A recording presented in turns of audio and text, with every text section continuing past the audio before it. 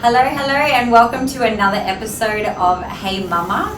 This is where I interview mums, and some mums that are in business and they tell their stories. Some mums aren't in business and they also tell their stories, and it's where we get really open, honest, raw and vulnerable.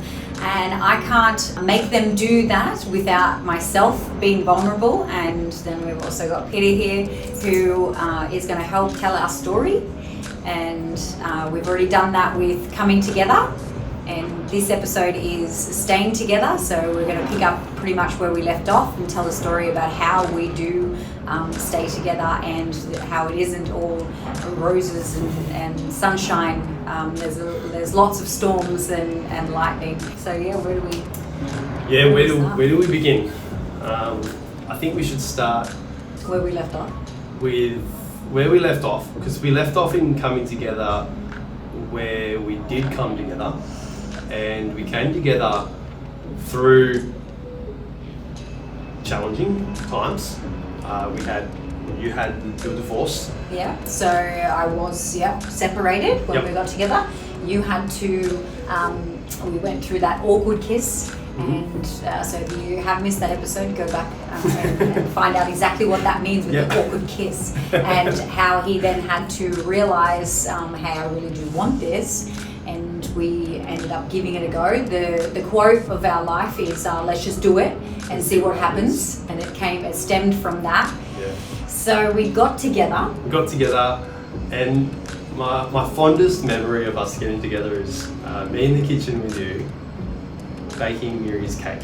Yeah, so a Saturday night, I had Miri's third birthday party on the next day, and we were really at that space of, sleeping together and having a good time. Yeah. And a 21-year-old, I remember having that pivotal moment in there as well, where I'm in the apron and you were helping me decorate this cake or helping me make this cake, and I said, you're 21 years of age and you're in the kitchen with me helping me bake my daughter's cake, shouldn't you be out partying?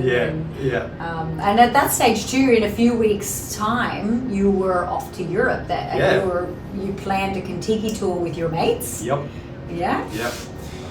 So at the time we booked that tour, you were not in the picture. No. And there was not even an inkling of the fact that we may end up together, but we booked out a trip about 6 to 12 months prior to the trip actually going ahead. So time elapsed, we got together. I think it would have been quicker than that, like 6 months or something, not even 12 months. It was very quick that you made. It was in a kind of the break period where we didn't talk. Okay. Where we weren't having anything to do with each other. Yeah. You went ahead and booked this trip to Europe. Yeah. Which is rightly so. You're 21 years of age. Yeah. You're going to go and sow your wild oats, so to speak. Yeah, and you gave me full permission to do that. When we got together and you'd planned this trip already, and I remember talking to you about it over dinner one time, and I was in that place as well. I was very much in that place of let's just do it and see what happens, but also a very guarded, walls up, massive walls up that I didn't even realize how much walls I had up. And I said to you, and I meant it too, you go ahead, you go and have fun, don't think you have to restrain yourself or whatever because you've got someone at home, and especially at that age. Yeah. So I gave you full permission. You did. Go and do what you need to do. Yeah. I couldn't think of anyone else but you. Yeah. And I'm not saying that because the camera's on me, but that was true. I was calling you at 7 a.m. London time to catch you just before bed. I was calling you at night time to catch you when you were waking up. Yeah. Messaging me, sending pictures to me, updating me. And there was me and my little girl at home, who was 3 now at the time. Yeah. And she knew it was like this PD had come into her life. Yep. And I'd update her, but whether she even understood that. Yeah. The grasp of it. She had some friends around the time as well, and at the time, 3 years old, probably thinking a friend just another friend to definitely. friends Yeah, with. because we would go to friends' houses, we'd have get-togethers, Yeah. we would have Sunday night dinners and, Yeah. and all that kind of thing. So Yeah. she probably didn't even grasp who What you was were, going or on. what you were, or what you were. Yeah, that's Yeah. right. And we had we had a rule like no sleepovers for a bit, for when Amira was there. Yeah. Yeah. Yeah. I remember hopping in my Supra, driving back out home and being like, The 2 a.m. after the 2 a.m. chats. And, after the 2 a.m. chats. Yeah. The other things that go along with chats. But the trip to Europe kind of solidified in my mind that I had something special back home, and I wanted to take you to all these phenomenal places that I was visiting. Eiffel Tower being one really memorable one, and in Barcelona with the long-stemmed rose, taking that photo. I was a hopeless romantic, and those were the thoughts that were going through my head at the time. I remember being a bit bummed that I couldn't go to Miri's 3rd birthday. And it was circumstantially not going to happen. Yeah, very, very early in our relationship. But I was all in pretty much. Yeah, pretty quickly. You even came with me to Target and got her a pair of swimmers because I was going to buy her new swimmers for her birthday. Yeah. You were like, "Oh, let me get them because this can be from me." Yeah. Yeah, that kind of thing. Yeah. Yeah. Definitely about that. And so when you came back from Europe, it was kind of like an all-in approach. Yeah. And things would get a bit rocky. So and these had to do with my walls up as well, but it also had to do with you being 21 and the male figures in your life. And there was a particular time, it was one time where we were on the couch watching telly, and Amira had gone to bed. So we thought she had gone to bed, and she wasn't quite asleep yet, and she came sneaking out. And you approached it in a very stern manner, where she ran off and went to bed crying, and I just went and soothed her and everything, but I nipped it in the butt with you. Yeah. And I said, that's not how I parent. Yeah. It's not how we parent. I mean, if you watch the episodes of my upbringing, it was very volatile. Both my parents, very volatile towards each other. So when I became a parent, I wanted to do things differently, and especially being on my own as well. And I'd already had those walls up of I've been in a marriage before. This is my little safe space. So I quickly nipped that in the butt. That was a challenge. Yeah, I think being so head over heels for you, I completely disregarded the fact that maybe you didn't want a male to move in so quickly, and I just wanted to be with you all the time. And I loved hanging with you and Miri as well. And I'd grown up always looking at the men in my life, mum's life, and wanting to do better than they did. So I guess as soon as I got the opportunity to, I threw myself head first into that. Into that parental role. But in the same breath, I didn't have great male role models to role model, so I was kind of guessing the entire time, and then subconsciously would play out the same behaviours as the men in my life, thinking that was what a man's role was. That time, I remember that time, and that really did shape the way that we parent moving forward from there. It was one of those moments where it started to shape our family values. And you started to question, when things like that would come up, you would be like, you started to question, okay, maybe there is a different way than what mum did, and this is just what she allowed with males in my life as a kid, and maybe that was wrong, or you always knew it was wrong, but it came out anyway. And I remember you had said that to me in the past, is it automatically came out, I think, because I just mimicked it with unconsciously. Yeah. And I want to also say that there were many times as well where you were that playful, and you did actually say, I don't want to be Miri's dad, I just want to be her friend.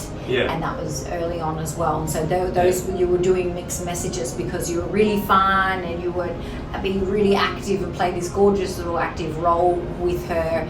And then you would do these things like that. Yeah. And the also the adult food, the mango. Yeah. Yeah. So there was a mango that was in the fridge, and Miri asked Mum if there was a mango in the fridge, and I said no.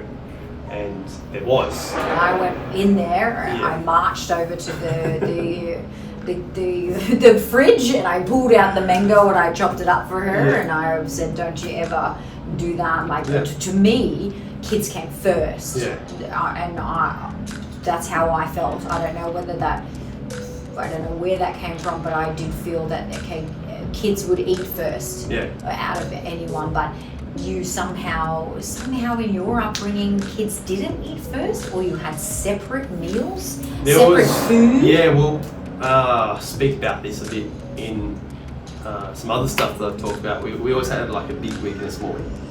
Oh yeah. So there were foods that were bought by the stepdad. You could probably relate, and they were his food, or they were adult food. And we didn't have free reign to everything in the fridge. So at that stage, again, another thing that flew out of my mouth. And looking back, I'm pretty just like ashamed of that. But it was the whole formative years in bringing our family values together, and then I understood that when you reacted the way that you did. I understood that what I'd done was wrong. I think it's from a stepfather perspective, it's kind of this fine line you try and so walk hard. to not be dad, but then be dad, be your friend, then also try and be the parent. Yeah, so that brings into the time that I did have to let my walls down and my guard down at times when you would actually correct Amira. And this obviously the effects that she had on our divorce, her not treating me the way that she should be treating me as a mother and respectfully. Yep. Yeah. So there was that time when I can't even remember what she said, but it was just in a tone that was not respectful. And again, growing up in a house with a single mum, being told your whole life that you're the man of the house, you kind of have that protective element to, she's your mum. Yes, yes. And that was where, your upbringing did have some great aspects to it, in the way that you did put me up on a pedestal. That's mum is God, mum is goddess, mum is queen. Yeah, mum is queen. And you were, she gave you life. You do have that beautiful trait where you do think women are up on a pedestal and that women deserve so much respect. Mothers. Yeah. So those early years of our relationship were quite tumultuous. Even though we present a united front to the world. I actually said this to someone today, because I actually spoke to an old friend today, and he said that he's got a woman now, and I congratulated him on that. He goes, what you and Megan had looks really special, and I said, thank you. It's not without its battles, behind closed doors, as everyone has, but we always present a united front, and we always go out and slay the world. Oh yeah, we definitely have that relationship of, a really strong family bond, in the way that, I can tell you off, but if anybody else tries to, or if anybody else does wrong by you, oh no, I'll step back in, and it's just like a sibling, right? Amira and Logie, if I tell one of them off, if they've been fighting, and they're not liking each other, and they're button heads over something, but then as soon as you say something about the other one, boom, the other one is straight there in the defense mode. She's only little, or she didn't mean it like that, or whatever. And you're like, oh, hey. And that's exactly how we are as well. And I am heavily protective over you and the past. If people have done wrong by you, done wrong thing by you, or if you've like let it go a bit, I hold that grudge. Yeah, fiercely protective. And you are the same, like you've, and what I talk about it, that beautiful trait of mum being, queen. You are being fiercely protective over me at times as well. Yeah. You want to talk about walls that you had to break down with me? I had to break down. Yeah, so like the struggles that we had with you and stuff that came in, you coming into the dynamic of the household. And I just talked about it a little bit, where you had to correct Miri on behaviours and stuff, where I had to look at that and see that as love and protectiveness, and I had never had that before. That was really foreign to me. I was normally the one in the wrong. I was normally the one told, like, oh, but basically, in other words, you don't deserve that. You deserve what you get. If I'm being spoken to disrespectfully, or something happens, or someone does wrong by me, that was my fault. That's my problem. You must have caused it somehow. Yeah. So then, the walls that I had to break down. You tell me what my walls were, because I know what your walls were. That's what I'm talking about. So you want me to talk about your walls? Yeah. Okay. I didn't know it at the time, but first of all, after meeting your dad and then hearing how you speak about your dad, as our relationship has developed, I can see now where your standards for men came from and where my standards from men lacked. So that was a huge growth journey that I went through to kind of step into, I wouldn't say step into your dad's shoes, but to lift my standards of what it was to be there in a relationship, in a loving committed relationship with children. That husband, that father figure. I think more it was of a father, because if you spoke to my mum, she wouldn't relate. But it was more of a father at what I'd seen as a man. What my father did for me and the way that he treated me. Definitely set a standard. And even to this day, there's stuff that I do where it's like I'm not up to standard, and it sounds bad, but that's just the politically correct voice in your head. I truly believe you're here to make me grow, and it's vice versa. Vice versa, for sure. And if your partner doesn't put the mirror up in your face, what the hell are you doing together? And I think we've talked about this before, where when the mirror is up in your face, it's defense. You're in defense mode, and it hurts. But then afterwards, you kind of see, okay, I see where you're coming from. It's that whole Disney love that you think you need, but you don't. For sure, because the Disney love is you love the person for whatever they bring to the table. Warts and all kind of thing. But if I had to spend my whole life as 21-year-old Pete, I'd be a pretty shallow and not necessarily a well-lived life. I think as you get older and as you go through those battles and those fights and you grow from them, you have your ego bruised, but then you come around to growing, you form this really well-rounded life. And I look back on our 10 years now, and we're totally different people. But your walls were probably really deeply tied around your previous marriage, and that took a long time to break down, even to the point where I would say it probably took about 6-7 years to really see in you that you let go of Mick and the guilt that you had around the divorce, around leaving him, Because one of the things that came up for us was structure and stability for Miri. Yes. Yeah. And I think that's where my childhood did come into a good light, because the division between my mum and dad was so great that there really had to be a lot of clarity around who had the child and when. To the point where it was probably detrimental. And you weren't used to a friendly relationship. You had the exact opposite to what my mum and my strange, dad had. Yeah. And it was came abrasive. into this going, what the hell is this? What, you have a normal conversation and you know, or if he calls, drop of a hat, she was off with him. Whisked off and So I definitely wasn't the stepdad that was like, oh, awesome, she's been taken away and that's like, you know, haven't had all night. Yeah, you were like, what the hell is going on here? That's that can't be good for her. That can't be good for us. Yeah. Yeah. And how long is this going to go on for? Yeah. Yeah.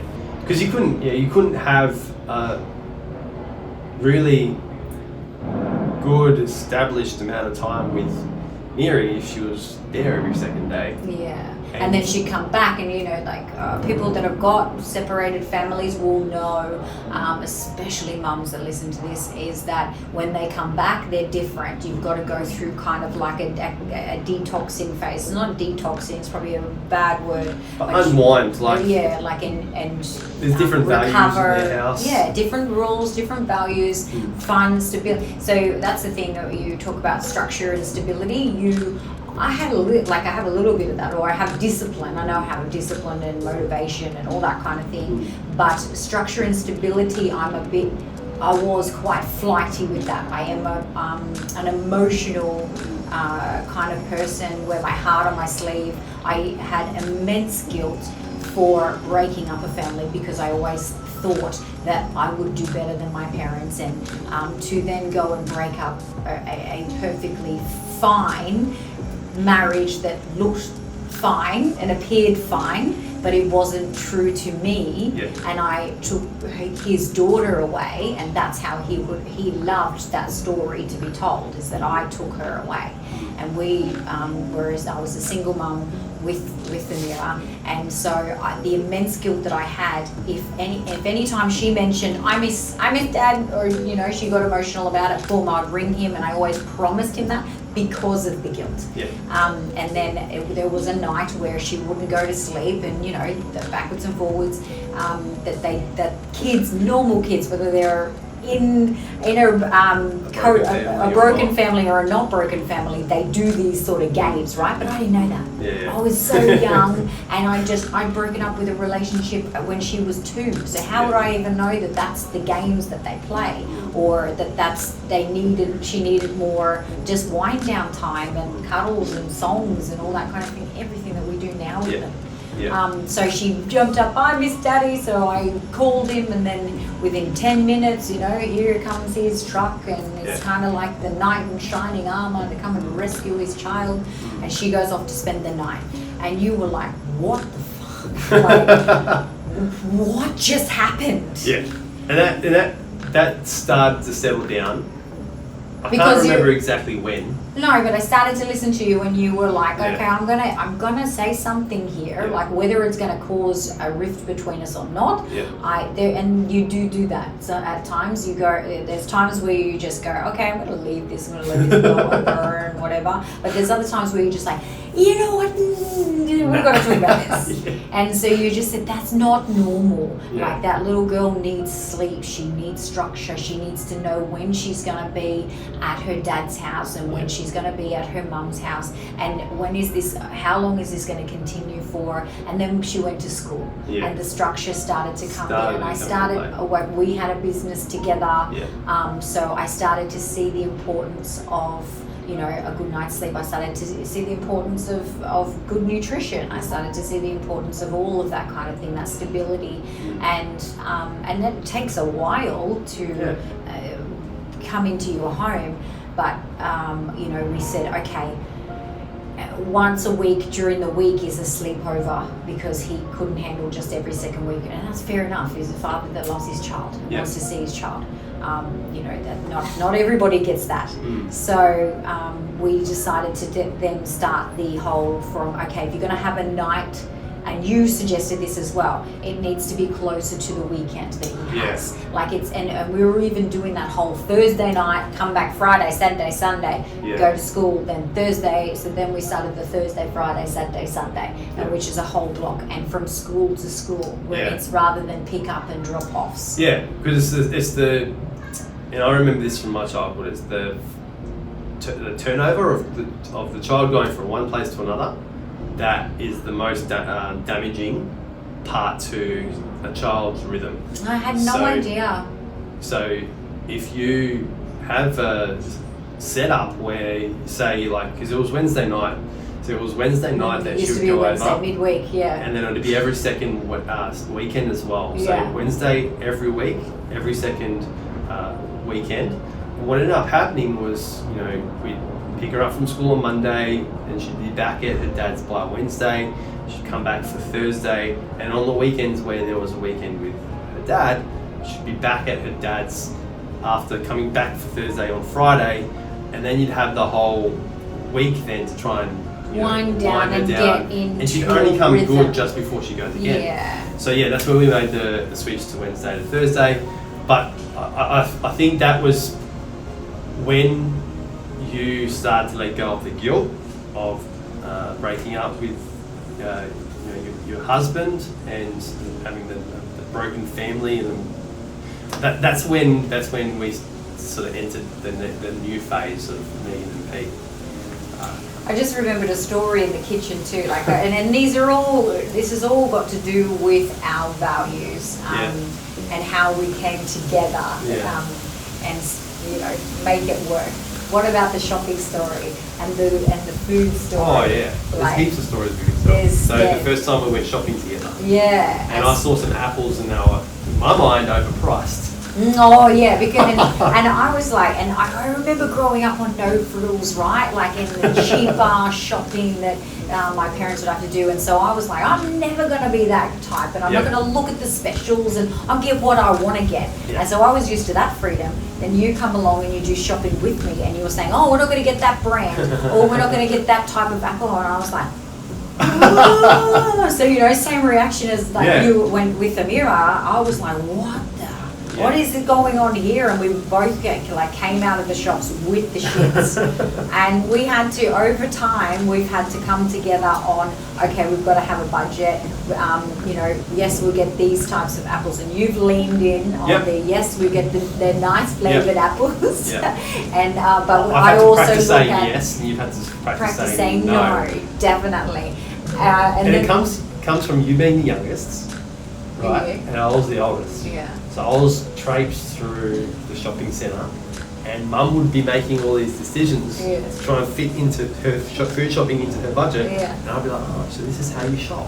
And just taking it in every single week. So that was what I entered into the relationship with. I had a really bad financial relationship with money, and I still do. It's still something I'm working on. Yeah, still working on it. I'm working on it. In both ways, and so we had to come together in the way that you had to say yes to the nice flavored apples, and then also I had to look at, okay, this is on special, but it can still be the same. It can still do the same thing.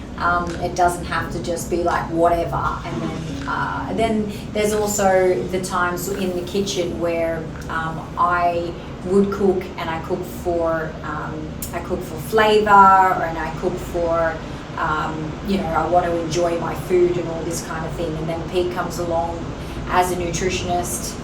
As a bodybuilder, like he's done his nutrition, but he's also been a bodybuilder, so he's used to restricting and bland and boring ass food, and then also telling me how much food I need to eat. And you made this tuna supreme. And I calculated your protein. Yeah, calculated how much you need to eat. Like number one, I was only eating flavoured tuna out of the can, like from years of not touching that stuff. You told me you were eating tuna. Yeah. So tuna to me was like, oh, she eats tuna, cool. Yeah, whatever. You made me this boring tuna supreme or whatever the hell it's called with crunchy celery and shit in it. And you handed it to me in a giant bowl and you're like, yeah, this is how much you should be eating. And I was like, yeah. So then you proceed to go and go I was like, yeah, so I wasn't eating enough because I didn't like it, so I wasn't eating enough calories for the amount of like my metabolism and how it was, my metabolism can burn off. And so then I would escape and I'd be like, I'm going to have coffee with my granny. Or, and you're not invited. You're not invited, so I can, have my banana bread. Or I can, I'm so, I hadn't eaten enough of the good food. And this is what we teach our mums for sure, that if you haven't eaten enough good food, you're going to crave whatever is closest and easiest, and the smell of KFC or McDonald's or whatever. And I remember sneakily going through the drive-through, and because you had so much restriction and expectations over here, I felt as though I had to hide it from you. And we had to come and meet in the middle, where I wanted to make a decision of, okay, I do want to be healthier, and I do want my kid to be healthier as well, like my children to be healthier. It's very important. So you had the bland, boring side of things, but we both had that same value of we wanted what was best for our bodies. And then also when we have children, we wanted what was best for them. And even though Miri wasn't your biological child, you still cared so much about what went into her body as well, and how much she slept and what she did, and what was good for her emotionally and physically and all of that kind of thing. So we met in the middle and we started to prep together. And I said, and you got out that book, Metabolic Precision book, and you said, well, choose something out here that you would like. And I was like, okay, I could do this, or I could do that, or whatever. But the omelette, I can eat eggs any old time of day. So when I could see things like that, I was like, oh, okay, I can get on board with this. And then helping Miri then eat the omelette. And you were fantastic in that way, that you would sit there patiently with her and say, okay, so and so more bites, or let's do the grandpa's coming into the train or in the plane, and those kinds of things. Or do you want big muscles? If you want big muscles, you got to eat that protein. And so she's like, oh, whatever worked. And then we came up with these systems, and we used it with Logs as well. It's like, okay, you don't think you like it, you don't think you want to eat that, then you need to have however many of age you are bites before you can turn around and say, I don't want it. And so we always try to play fair with our kids and say, okay, well, so say Miri was 4. You need 4 bites of that omelette, and then you can have some toast. So this is where the values of ours, we had same values, but we were butting heads with it, and we had to come in the middle to align. Which is just a failure of communication. Would you agree? Definitely. I don't think I ever said, Megan, you're on a diet. Or you can't eat chocolate. Never. But you felt as though you didn't want me to see you in the early stages. In those early stages, because of the view that I had of you, and or the view that you put out there, that story that you tell out there. And then the same as me, I suppose you had that view of me, looking at me going, oh, she mustn't like to eat shit. So I'm going to provide her with this stuff that I eat. But I also had a very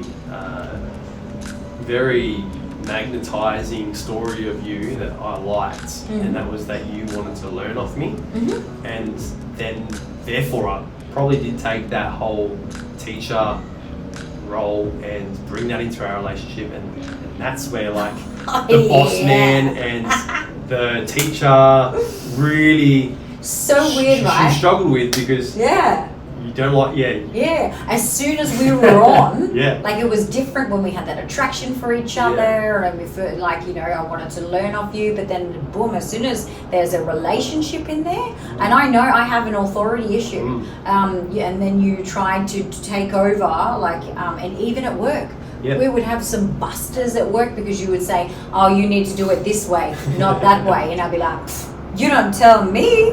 Yeah, I couldn't train you anymore. As well. You still did, but we would have busters.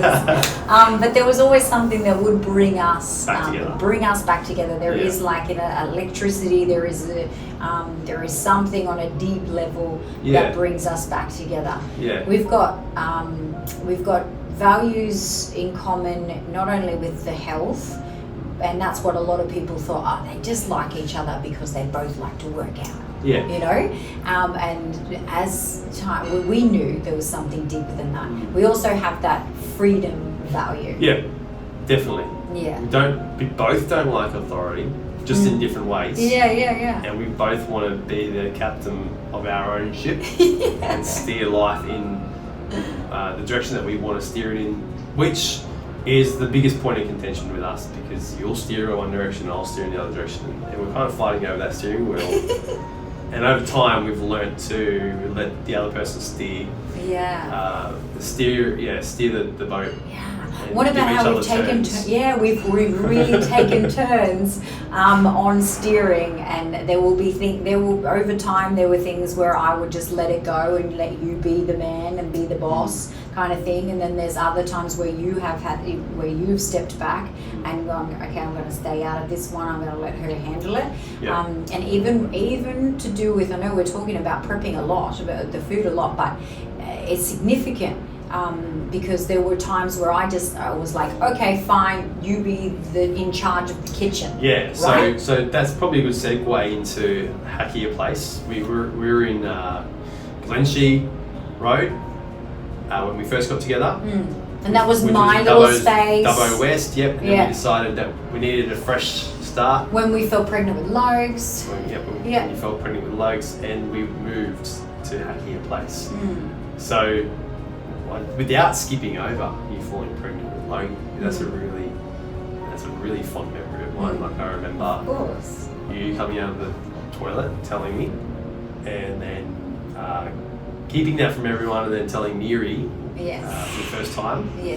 That was another really wonderful moment. And then she was so excited when we took her to the ultrasound, and which we did. We told your mum, and we went out there and we were so excited and said, just keep it hush until we get to tell Miri. And we took her to the ultrasound, and as soon as she was so smart, she's like, was she 5? She was 5, and they did the little jelly stuff on your belly, and she was like, is there a baby in there? And straight away she knew, and it was so exciting. It was. That got you into dad mode. And I remember being all of a sudden consumed by this, holy shit, it's real now. I wasn't stepdad anymore. You're gonna be dad, and that's so exciting. It's such a significant part. So exciting, because you always wanted to be a dad. So even just being a stepdad, you were honoured by that. And now you get to be an official biological dad. And do you remember standing in the shower though, going back a bit, before I was pregnant with Logs, I was in the shower with you. We have shower chats, always debrief. 10 years later, we're still doing the same thing. And it's weird if we are in there quiet. And I said to you, I don't know what's happening, but something's coming. There's a baby, there's a cat, or a dog. There's a dog, there's a cat, or a baby. I don't know what's happening. And I think I were just like, over the head, because I was so woohoo. The whole cat thing. I went on a research of cats and dogs, and you were like, is this what's happening next in our life? We're going to get a dog or a cat. But then in that weird period where I said there's a dog, a cat, or a baby coming, I also went on a period of, I'm turning 30 at the end of this year. I wanted I want to travel. I want to go somewhere for my 30th. I want to escape the country. Yeah. And we booked the tickets. And so you, in the way that you are, like you love the freedom and you want to travel and stuff, but you're also like worried about money. Yep. And so I went ahead and just like, as I do, just go with actions without thought, and I booked the tickets. Yep. And then like a couple of weeks later, we found out that I was pregnant with Lokes. Yeah, which lined up the fact that you'd be 32 weeks pregnant going over and 35 on the way back. No, 33. 33 weeks? Yeah, that was a whole era of itself. Moving in a happier place. Yeah, and so we wanted to move somewhere a bit bigger and a bigger kitchen. We were getting sick of that, and I also felt as though that house was tainted, which is so silly now. The tainted, and that we needed new beginnings, like bad juju. Yeah. We need fresh, clear juju. Yeah. And so we moved into that house, which was an absolute hellhole. Well, it was a big house, and the only way to heat the house was through LPG. We didn't know that. No one told us that. No one told us that. I had no idea what the hell LPG was. I'd only ever lived in cities. Yeah, same. So moved out to Dubbo, and then not knowing that in the older parts of Dubbo, all they had was LPG. Which is, if anyone doesn't know, it's like some tank that you got to get. What you got to purchase. You got to purchase outside, and that's how you got to heat your house. But no one told us that, for one. We didn't have a bottle there, and we moved in the middle of winter. I had severe nausea. I never threw up, but I had severe nausea for the first 12 weeks. And this was in the midst of that, cleaning that old house. Yeah. I remember cleaning that house, that old house, however many weeks pregnant, so sick, so miserable. Yeah. And then moving into that house and then going, it's freezing. How about we turn the heater on? What is this? Yeah. What's happening here? I had to get the natural gas heater and convert it to an LPG. And then we bought a bottle and it was gone in 9 days. Yeah. This $120 bottle because the house was bigger. LPG.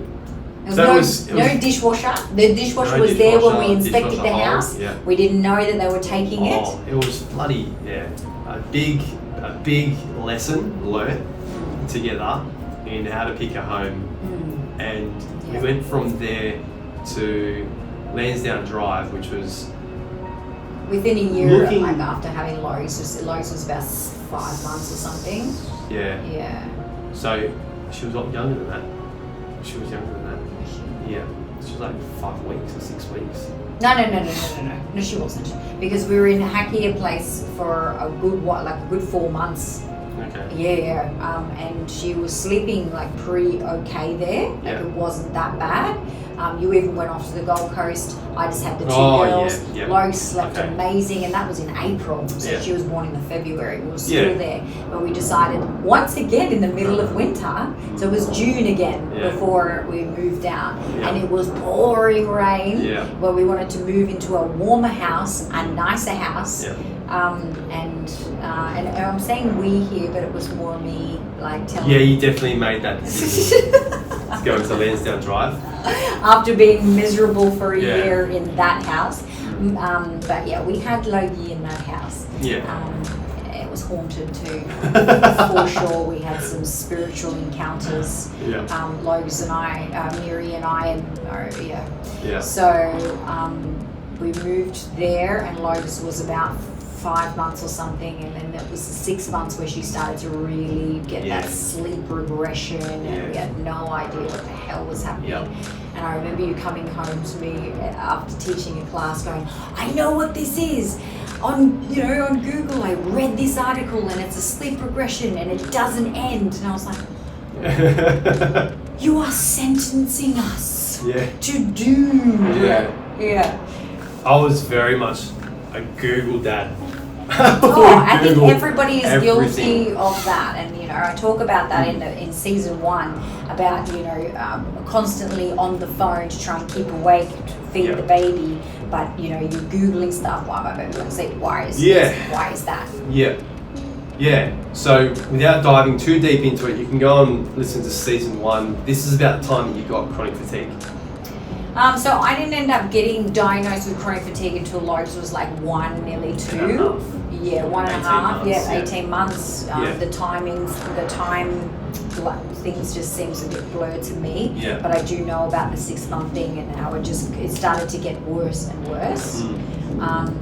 And the thing is, like, we even went through tough times there. In Lansdowne Drive. In Lansdowne Drive, we went through tough times there. And I got really sick, and you couldn't figure out why. So we were doing everything right. We won't dive into all of that. So another challenge, and it seems like we are constantly challenged in life. Nothing's ever smooth sailing. No, nothing's ever smooth sailing, and we even go through those really like times where you're like, oh my God, what is this? Is this going to end, or are we going to stay together? And something always brings us back together, like your patience. In through those times of chronic fatigue, and me even saying some like cray stuff, and me at 10 p.m. at night mopping the floor, thinking that I'll be a good mum if the floor is clean before I go to bed, if the house is clean, like going through all those severe times. But with the value of us that we've always wanted to be better and grow together, came, you wanting to compete again and get into great shape, me wanting to get my health back.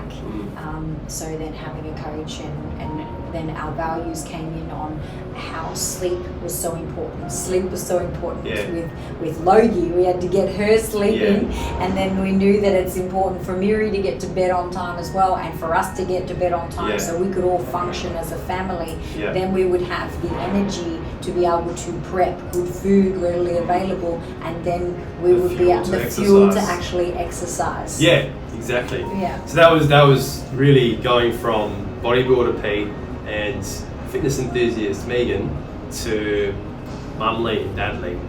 It was through that whole chronic fatigue phase, looking at the business that we were in and deciding that wasn't what we wanted. We were exhausted, we were burnt out. We were burnt out. And then it comes into another section of our values, which was connectedness.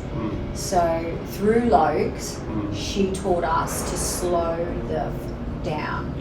And still to this day, that little girl teaches us all to be in the moment, and to connect and to just stop what you're doing, slow down, and have that time together. And through that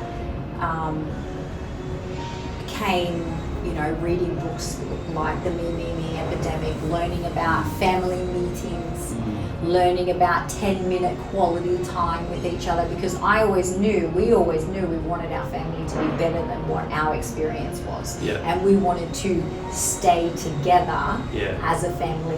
I'd been through a divorce. I'd had I'd committed to someone that didn't work out, and then you coming and you were such a stubborn bull in commitment. If you're gonna do something, you're gonna see it through, and that's what made us stay together. And I always knew that I wanted to have that connectedness with my kids, and so then when they grow old, we're still going to have that relationship, and we're going to want to still hang out with each other. That's a massive goal of ours. And so that's when the books like the Me Epidemic came in, where a 10-minute time where you just connect one-on-one with that child. And I always wanted to make sure that Miri knew she was important too. Just because this new baby came along, she was still important, she was still loved. So I wanted to solidify that with her. And then Logie is such an attachment baby, and still to this day, and she loves that quality time, that one-on-one time. She'll ask for it for 10 minutes. And so that's where I'm going with the connectiveness and the value. The values that we have together is kind of like, well, this is it. And we were talking about this yesterday, why we do stay together. And it's the better the devil you know than the devil you don't, because we choose to have we choose to do the work together. Because even if we split up and was like, oh, this is too hard and we're not working out and all that sort of rubbish, we could split off and you could meet someone else and I can meet someone else, but you're still going to go through the same growths, the same pain, the same healing. Yeah. I said yesterday to coffee that I don't think that there is a perfect person out there for you.